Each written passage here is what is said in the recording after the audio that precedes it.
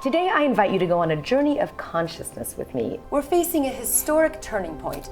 We're evolving from an unconscious chance to conscious choice. We're entering into what Barbara calls the first age of conscious evolution. So talk to us about this critical tipping point. You talk about facing either extinction or evolution. What do you mean by that? Well, it's obvious we can't keep overgrowing in a finite planet. And our crisis is literally an evolutionary driver toward either destruction of our environment or an evolution of our species. You were okay with who you were. Yeah. And who you are. Exactly. And that is one of the biggest challenges for people right there. It is that they're trying to fit in and they get rejected, and fit in and get rejected, and fit in and get rejected all throughout their whole life. Yeah.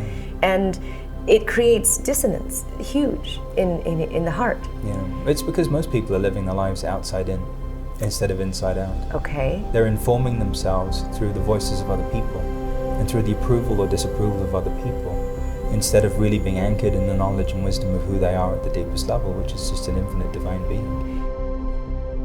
What gave you that impetus to create something that we all know now as Agape? Well, for me, I had a spiritual awakening. This is your purpose. This is you living your destiny. Absolutely. Everyone has a destiny, and a dimension of my destiny was to call a group of people together to start a vision group in which we asked a very powerful question. And the question was, what would we have to become in order to manifest this community of unconditional love?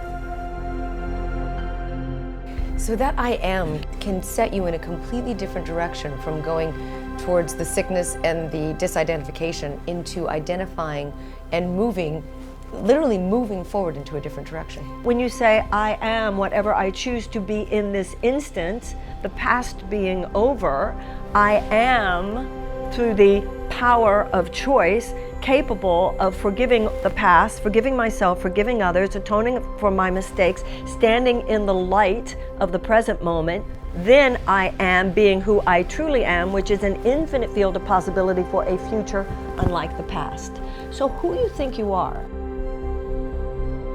So many years ago, we were convinced that the mind was separate from the body, and you have done an amazing job in helping us all understand that it is together. We are one with our minds and our bodies. Can you talk a little bit about what you've discovered over the years and what that means to you, being connected with your mind and your body? The mind is really what carries information and communication across time, and that it's both embodied in us, but it's also embedded in our environment.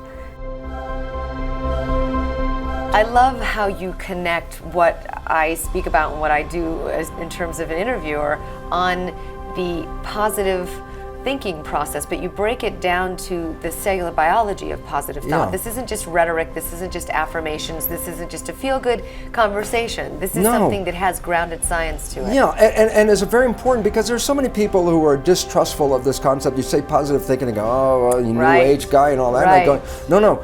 There's a reason why positive thinking works, and there's a reason why it doesn't work. Akuyo Graham is joining me. She has committed herself to teaching incarcerated youth who feel unheard and unworthy to have a life of purpose.